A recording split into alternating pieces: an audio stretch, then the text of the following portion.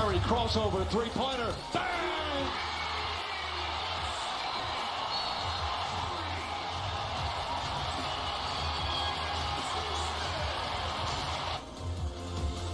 Steph Curry, just 3 for 10 from three-point range, just 18 points.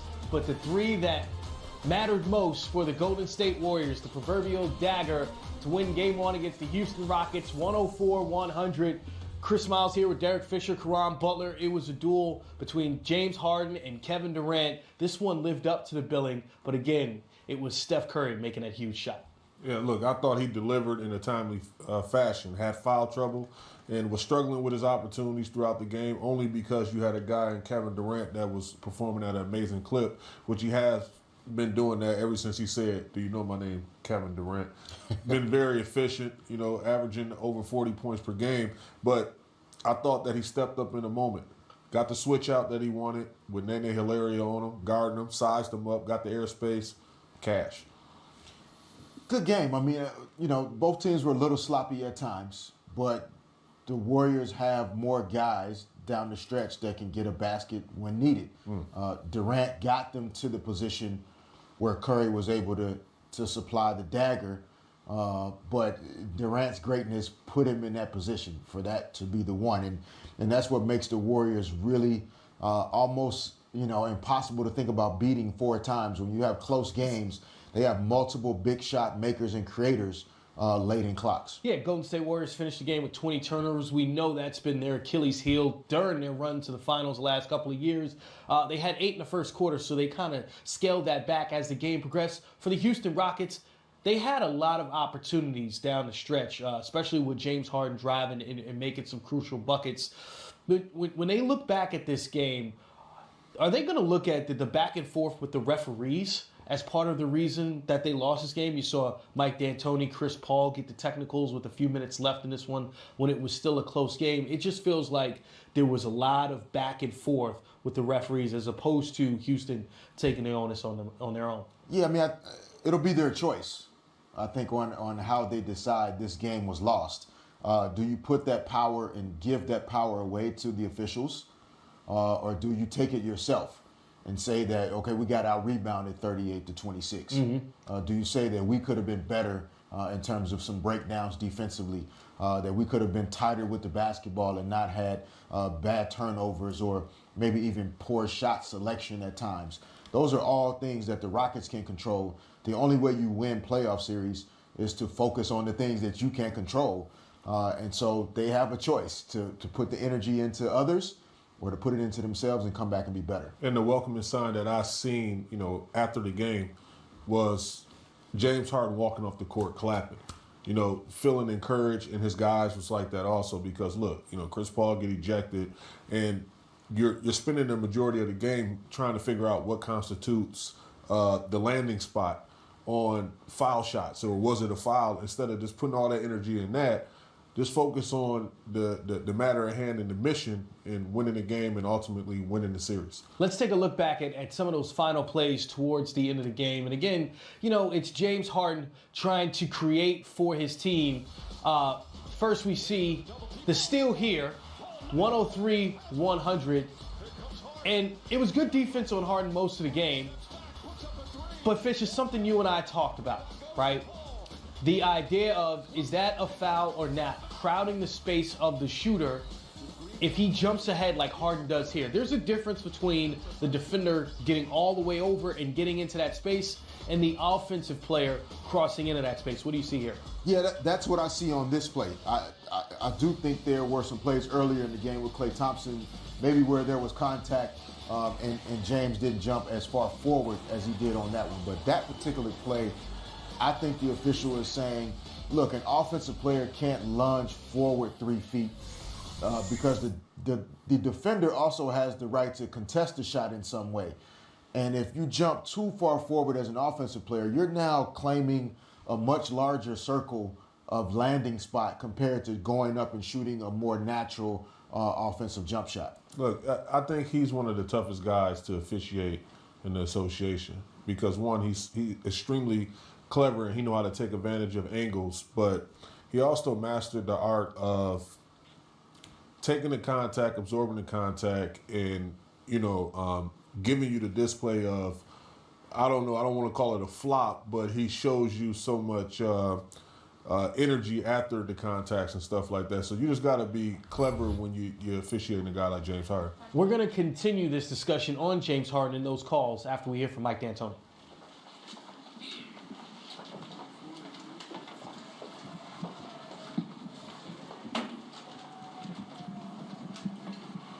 Kelly, go the athletic coach. You guys were out rebounded and you gave a lot of points in the paint. Is there anything that you could take heading into game 2 to prevent that?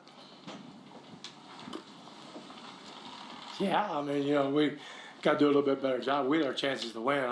You're just not going to come in and just blow these guys away. So things have to go right, and a couple of lapses boxing out. But overall, I thought we played well enough to win and just didn't get it done. Gareth Burke, NBC Sports Bay Area. Mike, if I'm reading your lips correctly as you walked off the court, let me just say you looked angry, sir. You didn't want to do that. You looked angry, sir. You didn't want to do that. Can you give us your perspective of the last 20 seconds of this game? Well, last 20 seconds, I've already lost my mind before that, so I don't have a clue what happened the last 20 seconds. I don't know. I thought we played hard as we could play, and things just didn't go our way, and we did a good job last 20 seconds, just coming up with the steal, having a chance at a tie on a 3-point that James, could have got hit, good or not. Who knows? I mean, I know, but anyway, whatever. But we're right there. We had our chances to win. We missed a couple foul shots, had a couple technicals that cost us at the end because we were only down 3 or whatever. So, I have to do a better job, and we'll do better. But we had our chance, and Tuesday hopefully we'll have another chance. Tim McMahon, ESPN. Mike, clearly you felt that James in particular and Chris on at least one occasion were getting fouled when they're closing out on 3. What was the response you were getting when you were discussing that with the refs? Well, I'm going to really try to be a nice guy, because I really don't want to give the charity to them. I'd rather have my charity and have the money. So, the response was they just came at halftime and said they missed it. That's what they told me. So they missed 4 of them. That's 12 foul shots. So be it. They're trying to do the best they can do. And, obviously it was what it was. The tees obviously were costly. You think the rest were being real costly. A little too sensitive, or do you guys need to sort of? Yeah, we just back? need to just suck it up and don't worry about how they officiate and sit there and take it. Yeah, I'm getting a little old for that, but that's just how it goes. It's. I try not to curse, or I try not to completely be a jerk. Obviously, it didn't work. So I don't know. I don't know. It's beyond me. Brian Bearfield, KYK Sports. Coach, what can you do better in the next game to stop Kevin Durant? He wasn't effective the first half, but he really got going that second half. Well, if you need to email me and tell me, because I don't think anybody ever knows that. He's just shooting it over top. He's one of the greatest players ever, and I thought we did a great job, especially until PJ got a little bit of foul trouble, and then things happened. But and then Kevin happens. The guy's good. We held him to 104 points. That's good enough with 2 technicals and a lot of different things. So that side of it, we could have done better in the first half. We had some communication problems, and we'll learn as we go forward and tighten up our defense. But offensively, we just got to do a little bit better job. Mike, Dan Wecke with the Los Angeles Times. 2 questions. First, why did you go to Nene there? Well, late? he was playing great. He was guarding great. Rebounding could have been an issue. And, now looking back, I probably wouldn't have made that decision knowing what happened. But I had confidence that even if we switch out, he could get it done. And, Steph makes a great shot. So, give them credit. Secondly, what did they do against Capella? It seemed like that kind of the James to Capella lob got really disconnected early. Yeah, well, Draymond's good about faking that and going back. I don't think Clint played a normal game. He was lacking a little bit of energy, but that happens. But we'll fix some things and we'll be better.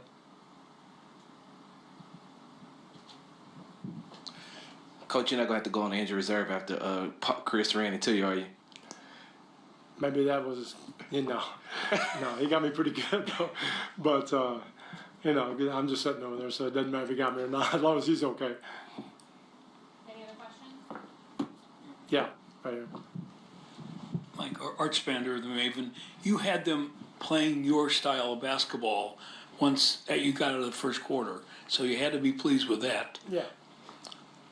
Oh, for sure, and that's what we want to do. Now, you know, Durant made some hard shots, good shots, and Steph makes a big shot, obviously. You know, like I said, defensively, I thought we did a good job. We held them to what we needed to do. We had to be a little bit sharper offensively. You know, uncharacteristic, we missed some foul shots that we could have had.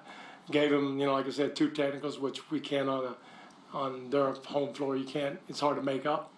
And we could have easily gone to the line another 20 times during the game. So we're okay. I mean, we're okay. Thank you. All right. So Mike D'Antoni said something interesting about guarding KD in the sense of he's one of the greatest players of all time. In the third quarter is really where he showcased that most. 15 points where it seemed as if the game was in flux and the Warriors took control. Well, the way he's been playing, you know. The last 4 games, I mean, count this as 5. He's right. There isn't much that you can do yourself other than make him work as hard as possible, which I thought early in the game, PJ Tucker was doing a good job forcing them a couple steps off the block.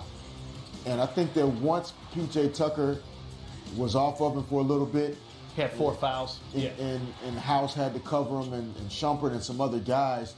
I thought that's when KD was able to start to find some rhythm in this game. And it didn't surprise me that it took him a while to figure out the chess moves. When you have a 36-hour turnaround from one series to another, everything's different. How people are defending you, their length, their angles. And I think once he figured out the equation, it was the Kevin Durant we've seen over the last couple weeks. Yeah, I think you touched on it while we was watching the game. Was they're trying to be as physical as possible with him early, so when he's catching the ball, he's forced to catch the basketball with his back to the defender. But you said, look, breathe, take your time, face him up. You're 7 foot with a ratchet, meaning that you can score on your face-up game with anybody, or you can be in a triple threat, go by, blow by anyone, and see the layers of defense that's coming at you, that's trying to attack you. And he just started isolating and shooting right over the top of the defenders. So when you look at what KD was able to do in this particular game, as you know, Steph struggled to shoot the ball a bit. It did feel like the game revolved around Kevin Durant. So going forward, if you're the Rockets and you have to pick your poison, I mean, who are you trying to stop first? I mean, you're going to try to stop Kevin Durant. Try. You know what I mean? That's the operative word. Yeah, you're going to try, you know. But look, he's able to exploit a matchup every night. And I think for a long time, he's just plugged himself seamlessly into the offense. But now he's like, look, I'm going to be the guy, and we're going to make all the defensive strategies adjust to what I'm doing. And then Steph and those guys are, you know, comfortable enough to just let him be the best possible version of himself and play off of him. Here's Kevin Durant right now with Allie LaForce. Kevin, after coming off that epic 7-game series last year in the conference finals, this one comes down to the wire. How do you describe what makes this Houston team such an interesting matchup? Well, they got Bulldogs on their side on defense, and they got guys. James Harden is an unguardable player, and then you got CP is the same. So we got our work cut out for us on the perimeter, but I think we're doing a good job of just playing hard every possession. You seem to get better the more intense the moment is. And in this game, we saw 4 technical fouls. It got chaotic at times. How did this team keep its composure, and how important was that? I mean, I think both teams are just excited to be here. You know, the energy is through the roof, and you know, this is the best place to be around this time of the year, is the second round of the playoffs. So everybody's got some emotions, some flair, some temper going, but it's all in good fun. It's all for the good love of basketball. So since Kevin Durant said, you know who I am, right? He's averaging over 40 a game and shooting 54% from the floor. So it seems as if he's a guy on a mission out to prove that these 2 finals that they won, they're not a fluke. And this series, it seems like he's taking it personal as well. Yeah, KD is not that little piece of parsley that you get on your plate. Sometimes you order and it's like the little side dressing thing with the main meal. Is it? Oh, he's a porterhouse. you know, he's the main dish. Like he's that good, and it takes a while to develop a comfort level. We were just talking within a team and understanding the personalities, the egos, and allowing each other room to be great and evolve within that. And the Warriors have continued to find that sweet spot week in and week out, month to month, series to series. It's okay for Curry to be great one night, KD the next night, and that's what makes this team fun to watch. Steve, John Dickinson. All 5 of the Warriors starters with 13 or more points. Here's Steve Kerr at the podium. Defense for you guys and how that really impacted the outcome of the game. Yeah, I mean, our guys competed like crazy, and so did their guys, obviously. I mean, it's just, you know, basketball at its highest level, along with competition at the highest level. So it's intense out there, and both teams are just fighting for everything. And you know, it's a great way for us to start the series because as hard as we played, we didn't play that intelligently, and our guys know that, and we've got some things to clean up before game 2, but a good start. Third row middle. Coach Kerr, to the RB Sacramento Observer. Well, Houston, 4 of their starters have 36 or more minutes, but your players 34 or more minutes, with Kevin playing 43. Were you prepared for a game like this after the turnover from Friday night? Prepared for the game.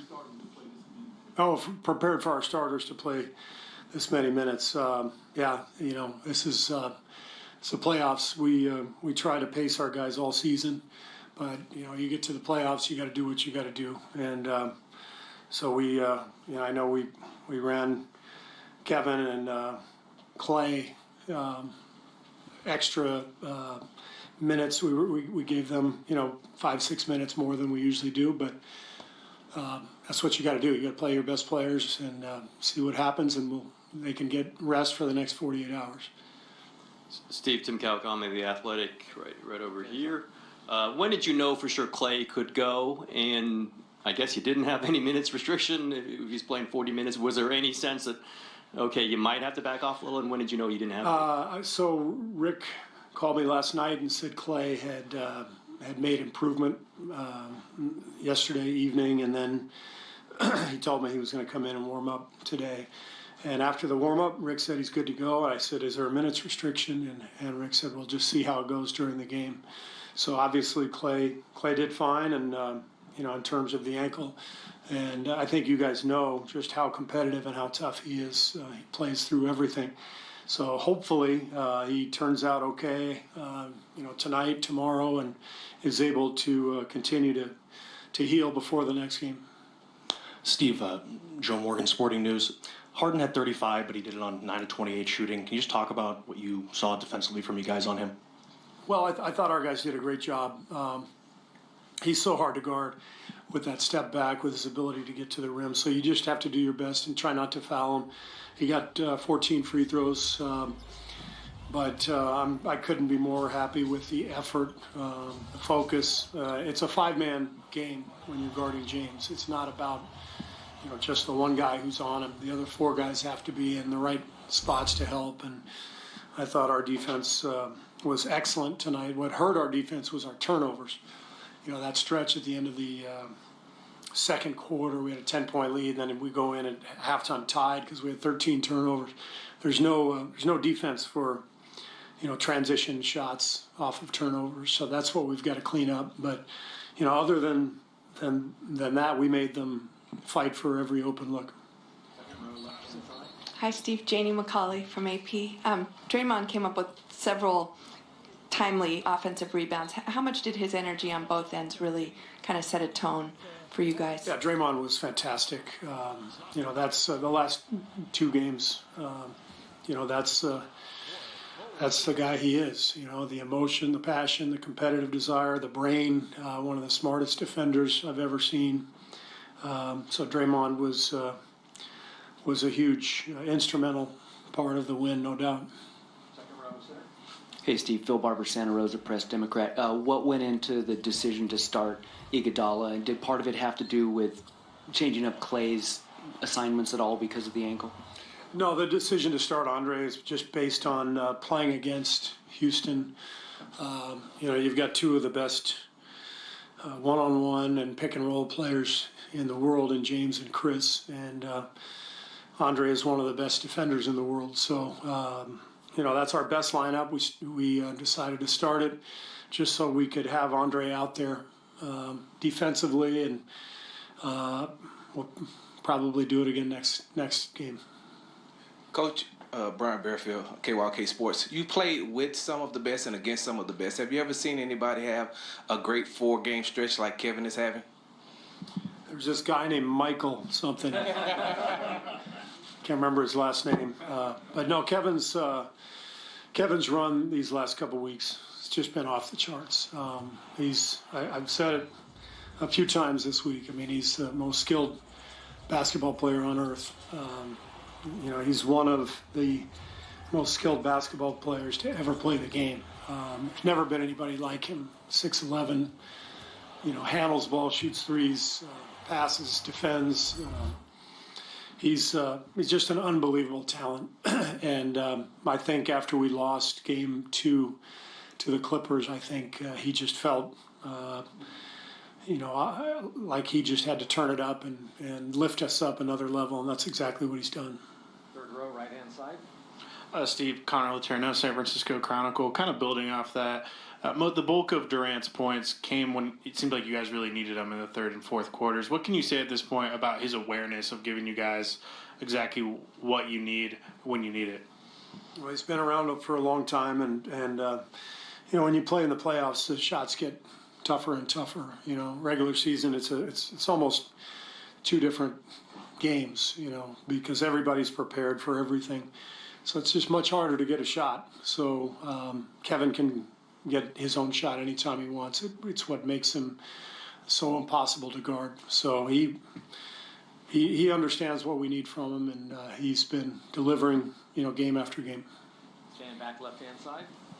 Coach Logan Murdoch, NBC Sports Bay Area. You talked about Harden's free throws. He had 14. Do you think that when you go into a game, do you see it as inevitable that he will get to the line a certain amount of time, or do you kind of want to get that down to a certain number as attempts? It's going to be tough to keep him way down, but I think when we watch the tape, we'll see some plays where we reached, and you have to be very disciplined. He's so clever, creating fouls, creating contact, and you have to be able to play, without putting your hand in the cookie jar. And so we did that a few times, but he's so good, he's going to get fouled, and he's going to get to the line no matter what you do. CJ Peterson, San Francisco Examiners. Steve, seems like every one of these postseason games, Steph has been in foul trouble.